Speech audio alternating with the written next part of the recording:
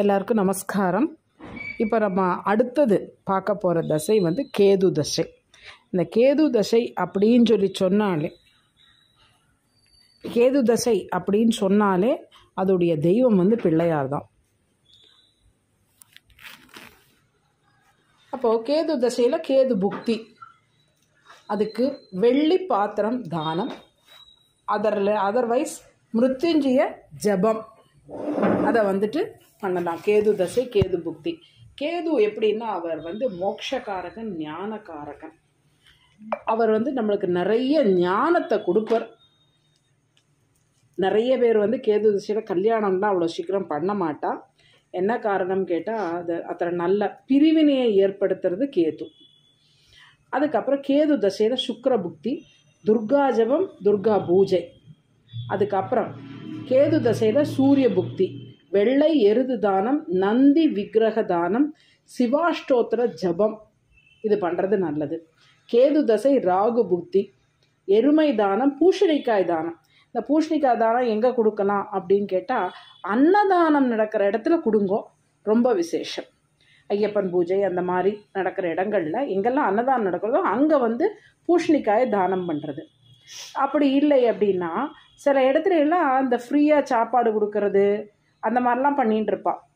என்ன சில ஹோட்டல்ல எல்லாம் கம்மி விலைக்கு கொடுக்கறது அந்த மாதிரிலாம் பண்ணிகிட்டு இருப்பாள். அங்கே உங்களுக்கு நீங்கள் பூசணிக்காய் வாங்கி கொடுக்கலாம். பூசணிக்காய் வாங்கி கொடுக்க அந்த கேது தசை ராகு புத்தியோடைய எஃபெக்ட் கம்மியாக ஆரம்பிக்கும். கேது தசை குரு புத்தி, ருத்ர ஜபம். கேது தசை சனி புக்தி, மிருத்யுஞ்சய ஜபம். கேது தசை புத புக்தி, தீபம் தானம். நான் முன்னாடியே சொல்லியிருக்கேன் விளக்கு எப்படி தானம் கொடுக்கறதுன்னு. அப்புறம் இப்போ வந்து இந்த புத்திகளோடது தானங்களை பற்றி பேசிட்டோம். அடுத்தது நம்ம பார்க்குறது வந்து அதோடைய ராமாயணம் என்ன படிக்கணும் அப்படிங்கிறது. கேது தசையில் படிக்க வேண்டியது, கேது தசை கேது புத்தியில் படிக்க வேண்டியது அயோத்தியா காண்டத்தோடு 50வது சர்க்கம், ராமன் குகன் சந்திப்பு. காலம்பரை படிக்கணும் தேங்காய் நெய்யில் பண்ணின உளுந்து வடை. கேது தசையில் கேது புக்தியில் இன்னொன்று படிக்க வேண்டியது வந்து அயோத்தியா காண்டம் சர்க்கம் 22, லக்ஷ்மணன் ராமன் சமாதானம். 3 வேளை படிக்கணும். தேங்காய் வந்து நைவேத்தியம். அடுத்தது கேது திசையில் சுக்கிர புக்தி, சுந்தர காண்டம் 65வது சர்க்கம், சூடாமணியை அனுமன் கொடுத்தல். 3 வேளை கல்கண்டு நைவேத்தியம். அடுத்தது கேது திசையில் சூரிய புத்தி, அயோத்தியா காண்டம் 110வது சர்க்கம், வசிஷ்டர் நீதி உபதேசம். அதுக்கு வந்து 3 வேளை படிக்கணும். கரும்பு வந்து நைவேத்தியம். அடுத்தது கேது திசையில் சந்திரபுக்தி, பாலகாண்டம் 22வது சர்க்கம், ராமனுக்கு மந்திர உபதேசம். 3 வேளை பால் நைவேத்தியம். கேதுல செவ்வாய் புத்தி, யுத்த காண்டம் 100வது சர்க்கம், ராம பரத சந்திப்பு. 3 வேளை சர்க்கரை பொங்கல். அடுத்தது கேது தசை ராகு புக்தி, யுத்த காண்டம் 67வது சர்க்கம், கும்பகர்ண வதம். 3 வேளை தேன் நைவேத்தியம். அடுத்து கேது தசை குரு புக்தி, யுத்த காண்டம் 110வது சர்க்கம், ராவண வதம். 3 வேளை வாழைப்பழம்.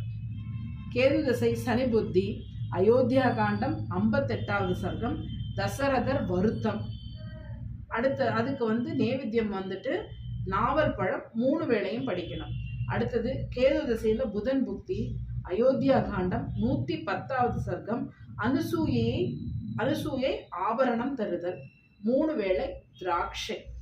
இப்போ இந்த கேது புக்தி அப்படிங்கும்போது 2 விஷயங்கள் இருக்கு. ஒன்று வந்து பிள்ளையார், இன்னொன்று வந்து மைசூர்ல இருக்கிற சாமுண்டி.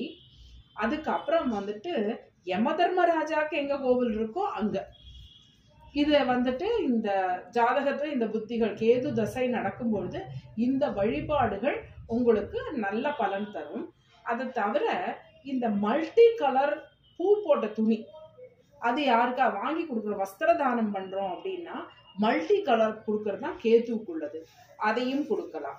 இந்த மாதிரி பண்றதுனால கேது தசையில வேற என்னன்னு கேட்டா ஒரு சந்நியாச எண்ணம் வந்துடுன்னு வச்சுக்கோங்களேன். எதுலேயுமே ஒரு நல்ல ஒரு சுறுசுறுப்பு இருக்காது. அதை விட என்ன பண்ணுவோம்னா ரொம்ப சாதாரணமாக லைஃப் எடுத்துப்போம். அவ்வளவு விருப்பம் வெறுப்பும் எதுலேயுமே இருக்காது, ஆசை அப்படிங்கிறதே இருக்காது. அப்படி இருந்து நம்மளை வந்து நம்மளுடைய இந்த நிறைய பேர் வந்து தாமரையில் தண்ணீரில் இருக்கிற மாதிரி ஆறா அப்படிங்கிறதுக்கு இந்த கேது தசை ஒரு உதாரணம். ஏன்னா கேது தசை அஸ்வதி மகம் மூலம் இந்த 3 நட்சத்திரத்துக்கும் அதிகம் ஆசைகள்லாம் இருக்காது. அதனால தான் இந்த கேதுங்கிறவர் வந்து ஞானக்காரகர்.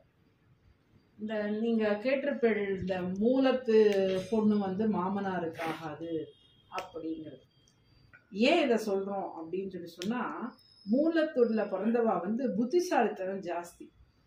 அப்போது ஒரு அந்த காலத்துலலாம் ஜாயிண்ட் ஃபேமிலிக்கு நான் சொல்கிறேன், இந்த காலத்தை பற்றிலாம் பேசவே இல்லை.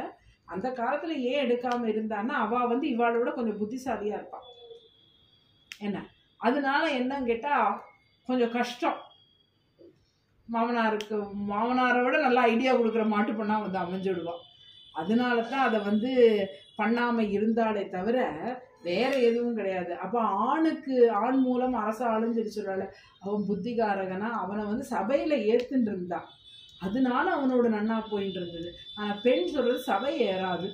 அதனால வந்துட்டு மூலத்து மாட்டு பொண்ணை எடுக்க மாட்டா. அதுக்கு ஒரே காரணம் இதுதான். ஏன்னா அஸ்வதி மகம் மூலம் ரொம்ப புத்திசாலிகள், ஞானக்காரகா, அதிகம் வந்து அவளுக்கு பற்று இருக்காது, இந்த பொருள் ஆசை அதெல்லாம் இருக்காது. அது வந்து எஸ்பெஷலி வந்து இந்த 3 நட்சத்திரத்தில் முதல் பாதத்துலாம் பிறந்தவானா அவள் அப்படியே தான் இருப்பாள். என்னன்னு கேட்டாலும் சின்ன வயசுலேருந்து அப்படி இருக்கிறதால ஒரு 7 வயசு வரைக்கும் இது ஓடும். அதுக்கப்புறம் சுக்கிர புக்தி வந்துடும்.